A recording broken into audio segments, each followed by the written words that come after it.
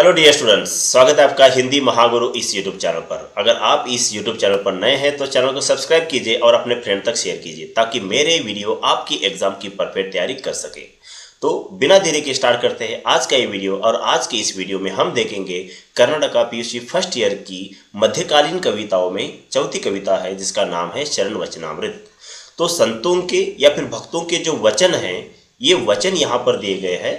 उन संतों के नाम अगर हम बात करेंगे तो अल्लम प्रभु, बसवेश्वर, साथ ही साथ जो है अक्का महादेवी, इनके जो है आपको तो यहाँ पर बोला है कि संतों के जो वचन होते हैं, विचार जो होते हैं, किसके समान होते हैं? अमृत के समान होते हैं। इसलिए वचन को अमृत कहा गया है, इस कारण से वे वचनामृत हो गया। तो टाइटल यही सामने आता है कि भक्त या फिर संतों के वचन विचार अमृत के समान यहाँ पर दिए गए हैं।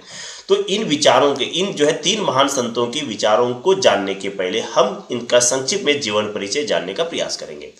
12वीं शताब्दी में अगर हम बात करेंगे तो 12वीं शताब्दी में इनका जन्म हुआ है। और इस जो है 12वीं शताब्दी में जन्मे इन महान संतों के विचारों के कारण इन्होंने जो साहित्य लिखा है, यह कन्नड़ साहित्य का स्वर्ण युग माना जाता है। स्वर्ण युग मतलब सोने का युग माना जाता है, क्योंकि यहाँ पर इस समय में इन महान संतों ने अपने विचार या फिर इन महान संतों का जन्म यहाँ पर हुआ था, जिन्होंने कन्नड़ साहित्य में अच्छा योगदान दिया है।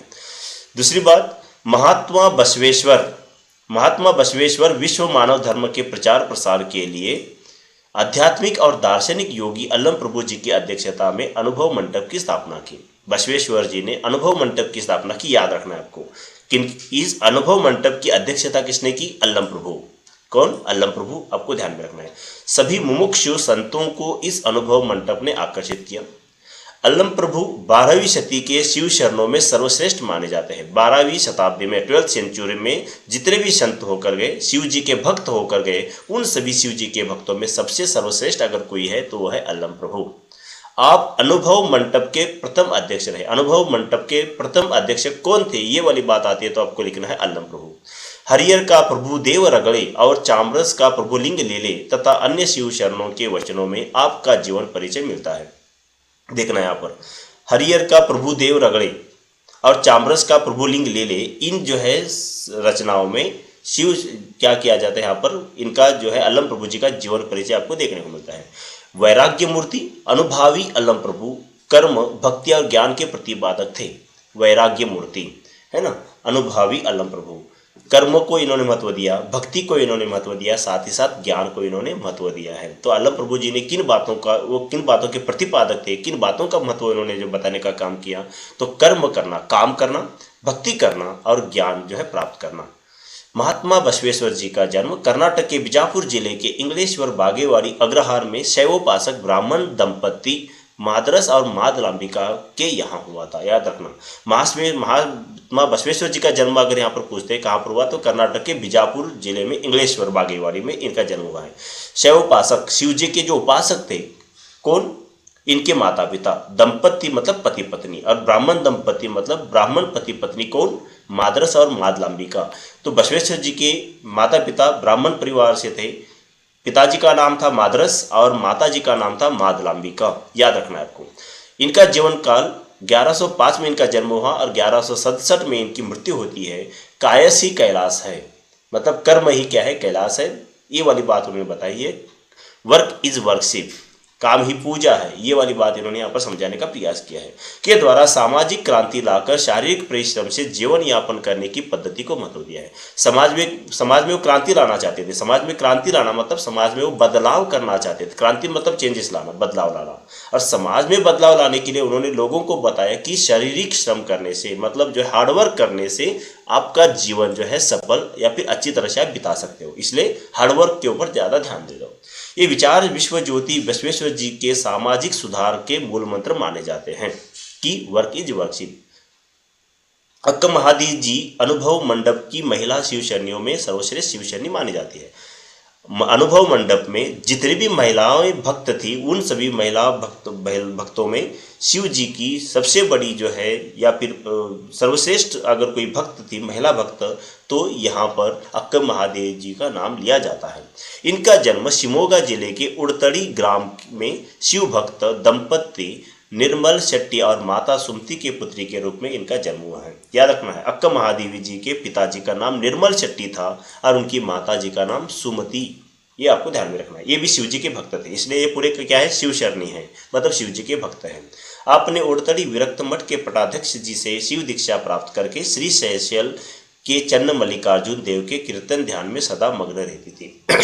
जैसे मीराबाई ने कृष्ण भगवान की भक्ति की, वैसे ही अक्का महादेवी जी कौन से भगवान की पूजा करती थी, चन्न मल्लिकार्जुन भगवान की पूजा करती थी और उनका कीर्तन या फिर उनका भजन करने में जो है वो ज़्यादातर मग्न रहती थी। आपके वचनों का अंकित नाम श्री चन्न मल्लिकार्जुन देव है। तो यहाँ पर आपको पूछा जा सकता है कि अक्का महादेवी जी के भगवान का नाम क्या था, तो चन्न मल्लिकार्जुन आपको ध्यान में रखना है। शरणों के अपने अपने अनुभव ही वचन के रूप में अभिव्यक्त हुए। उन्होंने जाति, कुल और लिंग के भेद को जड़ से मिटा दिया है। जातीय भेदभाव इन्होंने खत्म किया है। उच्च जाति का, नीच जाति का ये भेदभाव इन्होंने मिटाकर समाज में समानता लाने का प्रयास किया। उच्च कुल का, नीच कुल का ये जो है भेदभाव मिटाकर उन्होंने समाज में सबको समान नज़र से जो है रहने का काम, मतलब विचार बताने का काम किया। स्त्री मतलब लिंग में भी स्त्रीलिंग और पुल्लिंग मतलब स्त्री जाति और पुरुष जाति का भेद जो था, पहले आपको मालूम था कि पहले के समय में स्त्री जाति को जो उतना महत्व नहीं था, तो स्त्री जाति को भी उतना महत्व देकर जो उन्होंने स्त्री पुरुषों के बराबर है ये वाली बात समझाकर उन्होंने स्त्री और पुरुष में जो भेदभाव था उसको भी मिटाने का काम इन्होंने अपने विचारों के माध्यम से इन्होंने किया है। ईश्वरार्पण भाव, भगवान के प्रति, ईश्वर के प्रति समर्पण भाव आपका होना चाहिए और साथ ही साथ जो है आपको कर्म करना चाहिए, इसको उन्होंने जो है महत्व दिया है। तो कौन सी बातों को, सब ईश्वर के प्रति जो है समर्पण भाव, ईश्वर की भक्ति करना और जो है सतत जो है कर्म में, काम में जो है लीन रहना, ये वाली बात उन्होंने यहाँ पर बताई। धार्मिक, सामाजिक, आध्यात्मिक, साहित्यिक और सांस्कृतिक क्षेत्र में जो समग्र क्रांति हुई वो कन्नड़ साहित्य क्षेत्र में अनोखी है। हर एक क्षेत्र में धार्मिक धर्मों में जो है सुधार हो गया, इन्होंने जो है सभी धर्म एक समान है ये वाली बातें बताई। समाज में, सोसाइटी में जो है समानता आ गई, जातीय भेदभाव मिटा दिया। आध्यात्मिक क्रांति, सभी लोग जो है भगवान की तरफ, जो लोग जो है भगवान की तरफ न मुड़कर जो है क्या कर रहे थे, गलत जो है रूढ़ी परंपराओं के बीच में फंसे हुए थे, उनको जो है परंपराओं से बाहर निकाल कर जो है भगवान की भक्ति में मन लगाने के लिए इन्होंने प्रेरित किया। साहित्य, इनके कारण ही जो है अनेक साहित्यकार निर्माण हो गए, अनेक जो है राइटर सामने आ गए। साथ ही साथ जो है कल्चर में भी क्या हो गया, सुधार हो गया है। आध्यात्मिक योगी अल्लम प्रभु की माया, महात्मा बसवेश्वर के अनुभव और शिव शरणी अक्का महादेवी जी के लोकानुभव इन वचनों में मिलते हैं। प्रस्तुत वचनों को बसव समिति बेंगलुरु द्वारा संपादित पुस्तक से लिया गया है। हिंदी भाषा के माध्यम से कर्नाटक के शिव शरणों एवं वचनकारों के तत्वों से छात्रों को अवगत कराने के उद्देश्य यह जो है मतलब इनके जो विचार यहाँ पर दिए गए हैं।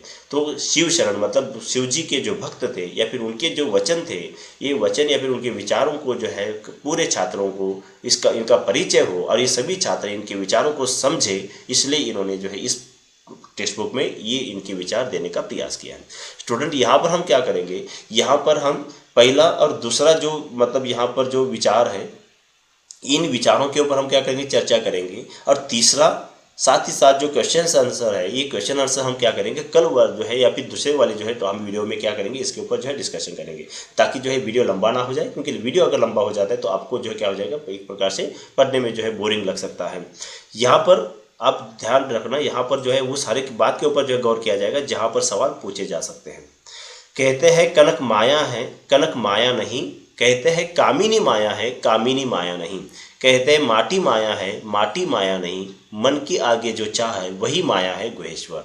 तो यहाँ पर अध्यात्म योगी अल्लम प्रभु जी यहाँ पर माया किसे कहते हैं ये वाली बात अगर आती है तो कनक मतलब सोना, गोल्ड, गोल्ड को जो है, जो लोग गोल्ड को माया बोलते हैं, यहाँ पर अल्लम प्रभु बता रहे कि कनक जो है गोल्ड माया नहीं है।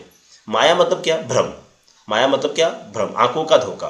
तो गोल्ड क्या है, ये आंखों का धोखा या फिर धोखा देने वाली चीज़ है, ऐसे जो लोग सोचते हैं वे बोलते हैं यहाँ पर कनक जो है धोखा देने वाली चीज़ नहीं है। कामिनी स्त्री जो है यहाँ पर माया है, स्त्री धोखा है, स्त्री भ्रम है। तो यहाँ पर अल्लम प्रभु बता रहे कि स्त्री भी जो है भ्रम नहीं है। मिट्टी या फिर माटी जो है माया है, तो माटी भी यहाँ पर भ्रम नहीं है। तो ये कनक, कामिनी और माटी, ये तीनों बातें माया न होकर क्या माया है, इन चीज़ों को प्राप्त करने के लिए आपके मन में जो चाह या फिर जो लालच निर्माण होता है, ये लालच मतलब ही क्या है, माया है। तो अल्लम प्रभु के अनुसार कौन माया है? तो अल्लम प्रभु के अनुसार मन में भौतिक चीज़ों को प्राप्त करने की इच्छा ही क्या है? माया है। तो अल्लम प्रभु किसे माया नहीं मानते हैं? तो कनक को, सोने को नहीं माया मानते हैं, कामिनी स्त्री को माया नहीं मानते हैं, या फिर मिट्टी को जो है माया नहीं मानते। आपको ध्यान में रखना है। तो इन्होंने यहाँ पर गुहेश्वर जी की पूजा की है। गुहेश्वर को वो भगवान मानते हैं। आपको यहाँ पर सवाल आ सकता है कि अल्लम प्रभु किसे भगवान मानते हैं? तो गुहेश्वर जी को भगवान मानते हैं। तो सभी बात यहाँ पर मैंने बताई। कनक मतलब सोना, सोना माया नहीं है, स्त्री माया नहीं है और मिट्टी माया नहीं है। तो माया क्या है? इन चीज़ों को, भौतिक चीज़ों को प्राप्त करने की चाह या फिर इच्छा, लालच जो आपके मन में है वही माया है। इस माया से आपको दूर रहना है। मतलब भौतिक चीज़ों को प्राप्त करने वाली चीज़ों से आप जो है दूर रहेंगे तो आपको जो है आपका जीवन सुख में होगा। वरना आप जो है गोल्ड को प्राप्त करना, सोना प्राप्त करना, स्त्री को प्राप्त करना या फिर मिट्टी में जो है मतलब ज़मीन जायदाद को प्राप्त करना, इन सभी बातों में अगर आप फंसेंगे तो आप जो है उससे बाहर नहीं निकलेंगे और आपका जीवन जो है अच्छा या फिर सुखमय नहीं बीतेगा। ये वाली बात यहाँ पर इन्होंने बताने का प्रयास किया है। इसके आगे इन्होंने यहाँ पर बताने का काम किया है, ज्ञान से अज्ञान दूर होता है, ज्ञान से अज्ञान दूर होता है, ज्योति से तमन दूर होता है, सत्य से असत्य दूर होता है, पारस से लोहत्व दूर होता है, आपके चरणों के अनुभव से मेरा भव छूट गया, कुडल संगम देवा। इन्होंने बताया है अज्ञान को दूर करना है, अज्ञान को दूर करना है। मतलब जिनके अगर आपको नॉलेज नहीं है और नॉलेज अगर प्राप्त करना है तो मतलब आपको किताबें पढ़नी पड़ेगी या फिर ज्ञान प्राप्त करना पड़ेगा। ये वाली बात वो बता रहे हैं। तो यहाँ पर सवाल बन सकता है कि अज्ञान किससे दूर होता है? ज्ञान से दूर होता है। ज्ञान से क्या दूर होता है? अज्ञान दूर होता है। अज्ञान किससे दूर होता है? ज्ञान से दूर होता है। ये जो बातें आपको ध्यान में रखनी है। अंधेरा दूर करने के लिए किसकी जरूरत जो है, मतलब ज्योति जो है जब प्रज्वलित करनी पड़ती है, दीपक जलाना पड़ता है। जब दीपक जलेगा तो अंधेरा तमंद दूर हो जाएगा। और असत्य के ऊपर अगर जीत प्राप्त करनी है तो आपको सत्य का सहारा लेना पड़ेगा। मतलब सत्य के रास्ते पर चलने वाला इंसान हमेशा असत्य के ऊपर जीत प्राप्त करता है। तो यहाँ पर वो क्या समझाना चाहते हैं कि इंसान को ज्ञानी होना चाहिए। ज्ञानी होने से जो है कभी जीवन में कष्ट नहीं आएंगे। अंधेरे को दूर करना है तो आपको दीपक जलाना है, ये वो बात बता रहे हैं। और असत्य की अगर जो है पराजय करनी है, असत्य को अगर दूर करना है तो आपको सत्य का सहारा लेना पड़ेगा। उन्होंने अच्छा उदाहरण देकर यहाँ पर समझाने का काम किया है पारस पत्थर का। पारस एक पत्थर है जिसके स्पर्श से लोहा भी क्या हो जाता है? सोना बन जाता है। पारस से लोहत्व दूर होता है। मतलब लोहा जो आयरन है, ये आयरन को जब ये पारस पत्थर स्पर्श कर लेता है तो ये लोहा आयरन भी क्या होता है? गोल्ड में बदलता है। ये वाली बात उन्होंने यहाँ पर बताई है। तो वैसे जो इंसान शिव जी के भक्तों के संपर्क में आता है, संतों के संपर्क में आता है, वह सभी भावनाओं से जो है मुक्ति प्राप्त करके क्या हो जाता है? उसका जीवन जो है एक प्रकार से धन्य हो जाता है। तो यहाँ पर वो समझाने का काम कर रहे हैं कि भावनाओं से छुटकारा पाना है। अगर भौतिक जगत से आपको छुटकारा पाना है तो आपको संतों के बीच में, संतों के विचारों को आपको क्या करना है? बीच में बैठकर सुनना है। ये वाली बात वो यहाँ पर बता रहे हैं। तो बसवेश्वर जी के भगवान की बात अगर आती है तो कुडल संगम देव, ये जो है बसवेश्वर जी इनकी पूजा करते थे। तो बसवेश्वर कौन से भगवान की पूजा करते थे? कुडल संगम देव। अल्लम प्रभु कौन से जो है भगवान की पूजा करते थे? ये वाली बात आती है तो यहाँ पर गुहेश्वर। और अक्का महादेवी कौन से भगवान की पूजा करती थी? तो चन्न मल्लिकार्जुन। ये जो है आपको ध्यान में रखना है। तो यहाँ पर इन्होंने बताया है कि ज्ञान से अज्ञान दूर होता है, ज्योति से अंधकार दूर होता है और असत्य के ऊपर सत्य की जीत होती है। इसलिए हमेशा सत्य का सहारा लेकर चलो। पारस पत्थर लोहे को भी सोने में बदलता है। उसी प्रकार से अगर आप अपना जीवन जो है बदलना चाहते हैं तो आप क्या करो? शिव जी के भक्तों के साथ जो है उनके विचारों को सुनने का काम करो। आपको जो है इन अलग अलग भावनाओं से छुटकारा पर जो है मिलेगा। ये वाली बात वो यहाँ पर बता रहे। तो कुडल संगम देव में आपका मन लगा दो, ये वाली बात यहाँ पर वो बता रहे।